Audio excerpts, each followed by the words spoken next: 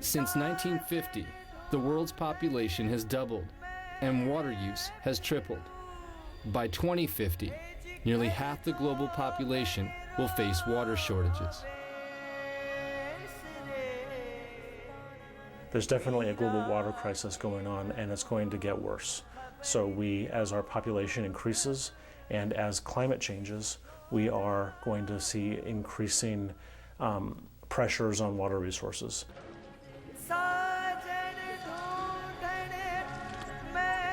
Sad to think that there are women that spend the bulk of their day carrying water to their families. On top of that, it's very commonly polluted. 1.1 billion people have no access to potable water.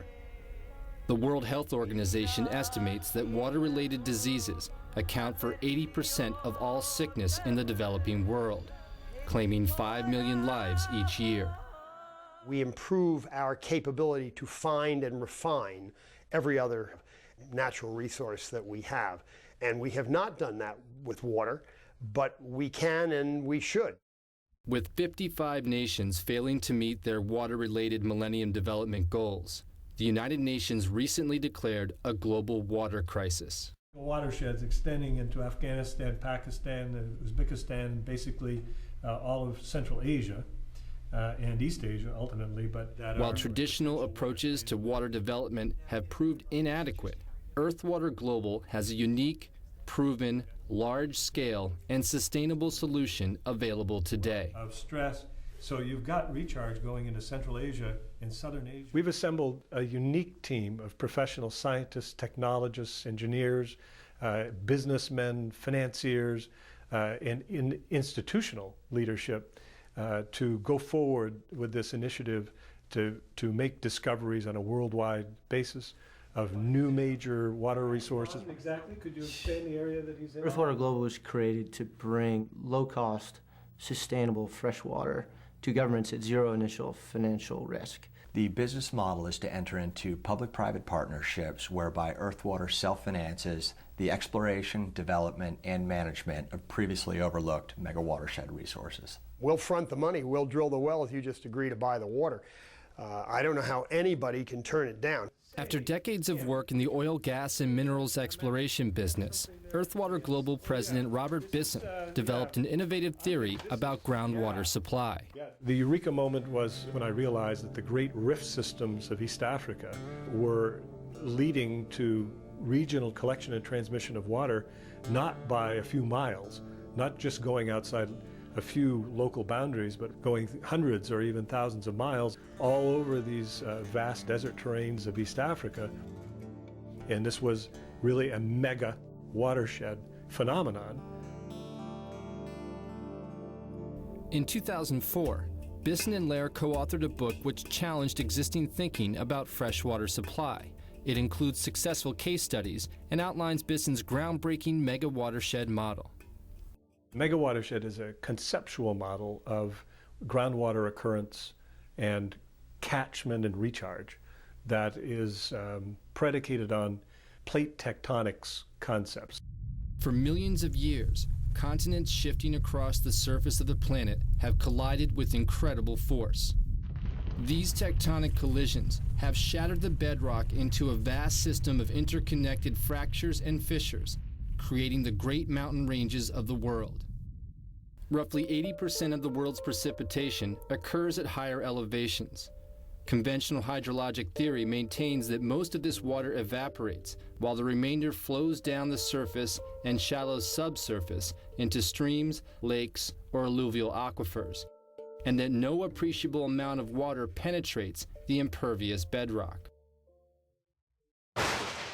According to the mega-watershed paradigm, water which falls as rain and snow in the higher altitudes of the mountain ranges is not all lost to runoff and evaporation, but rather much of it enters into and moves through the fractures and fissures of the shattered bedrock, creating a massive interconnected system of fractures filled with enormous volumes of renewable fresh water.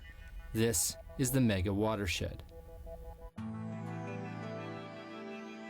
The concept of the Megawatershed is understanding that instead of figuring out what topographic area feeds an aquifer a few hundred feet underground, think about what geographic area feeds an aquifer that might be 1,000 or 2,000 feet below the ground. And when you start thinking that way, you realize you're looking at this just vast area.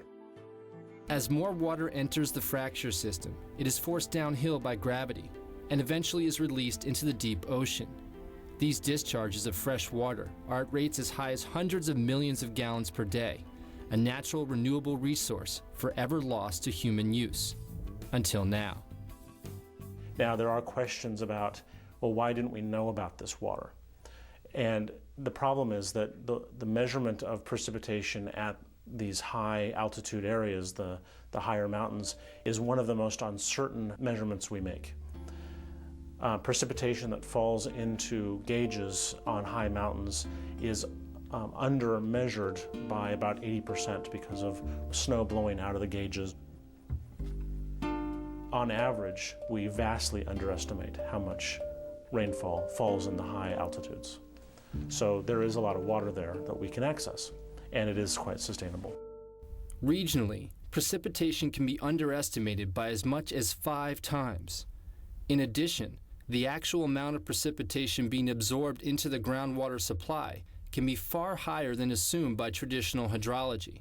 Up to 20 times more precipitation can be absorbed into the groundwater supply. These factors combined result in up to 100 times more available groundwater than is currently recognized. And then you start looking at recharge, evaporation, and runoff numbers, and you realize, my God, people don't have a clue what they really are. And they say, oh, we're in a desert, all the water evaporates, there's no recharge. But when you really start measuring very carefully and closely, you realize there is recharge going into the ground, and then you multiply that by the square miles of the mega watershed. There's a huge amount of groundwater going through these aquifers. EarthWater Global brings state-of-the-art satellite imagery, on-site surveillance, and decades of experience to the science of finding water. At NASA, I spent most of my time designing and thinking about how to study water from space. EarthWater Global has an innovative way of looking at the groundwater system that is not traditional to hydrological sciences. The oceanic plate with the South American plate. Using petroleum geology exploration ideas and tools, looking at fractures and faults in the hard rock, they've discovered that there are in fact huge conveyances, huge transmission lines for water, and knowing that allows EarthWater Global to pinpoint where those geologic structures are, and almost like you would look for oil, you can now look for water in these deep fracture zones. This is very different than large conventional point source solutions, for instance a dam or desalination plant, where all the water is at one place and the demand is spread out. Those are huge infrastructure requirements. We're actually understanding, in collaboration with typically the water ministry, where the water is needed, and then siting our wells in or around those areas. That's totally unique within the water industry. Some are concerned that EarthWater Global might simply be drawing water from existing known resources, but Matthew Charette is using isotopic testing he helped establish at the Woods Hole Oceanographic Institution to prove that Megawatershed water is separate from and additive to known supplies. So one of the things that we're quite interested in when we measure groundwater discharge at the coast is where is the groundwater coming from? And so groundwater tends to have a very distinct chemical fingerprint depending on where it originated within the aquifer. The rock type that characterizes these megawatersheds, these highly fractured, highly permeable aquifer, will have a very unique chemical signature compared with the typical aquifers that most municipalities are currently tapping today. In 1999, EarthWater Global turned their attention to the Caribbean island of Tobago, where the government was in crisis, only able to meet 65% of the water demand. They were water constrained in terms of any kind of economic development.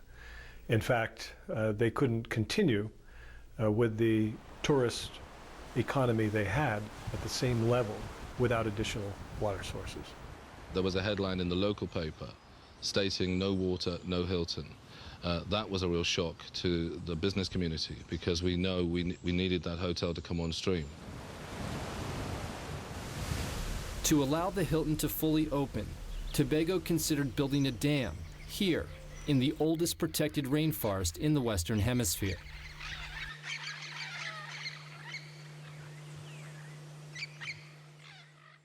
If we were to build a dam, then we would have covered over a significant acreage of natural, pristine environment, which is a famous attraction for tourists who come to the island.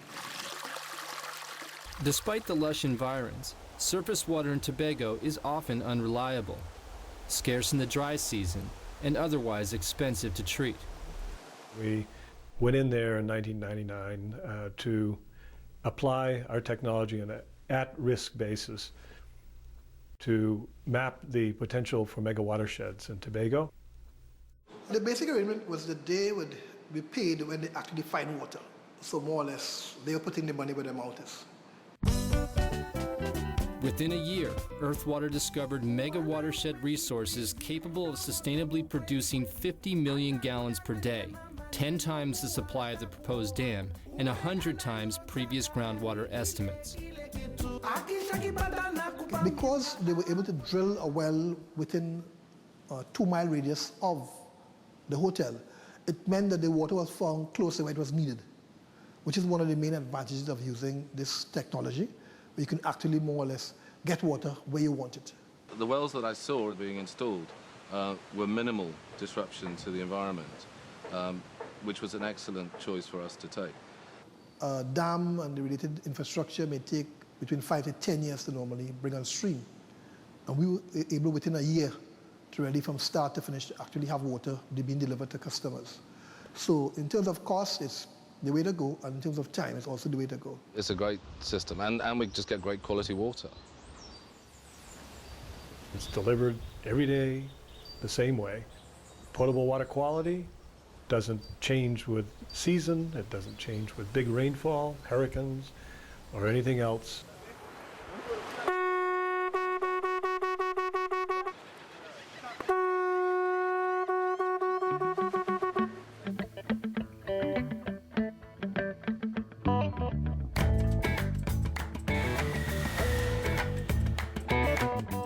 This is Charlottesville, a lively fishing village on the northern tip of Tobago. Charlottesville was once totally dependent on unreliable and unclean water sources. Today, 8 years after EarthWater Global drilled their wells, the people have reliable, clean water at the turn of a tap. The water is sweet, and it comes out unblemished by seawater or anything else after 8 years of pumping, and it made a huge difference to that village, with the result that the president of Trinidad and Tobago actually came to celebrate the opening of those wells, which solved this chronic problem. I think the thing that impressed the Chamber of Commerce about EarthWater Global was that they came in with a different model, a new model, and were prepared to work with local people. It's found water which others didn't know we had, and it has not exhausted other water supplies. The quality of the water is not reduced. We have an excellent partnership with EarthWater Global. In the future, EarthWater Global believes that with the megawatershed paradigm, they can develop up to 100 times more groundwater than is currently thought available in many regions of the world. Nations and communities of people that are terribly short of water don't need to be short of water if we use a new perspective in finding that water. The provision of potable water can have a profoundly positive impact on health, the environment, and economic development. It's very exciting, and we're starting to see that around the world with our customer partners in the government sphere. that they really understand that we are unique. EarthWater Global has the proven capacity to discover and develop Megawatershed's water on a large scale, on budget, on time, and to deliver this renewable supply of water to people who really need it where they need it.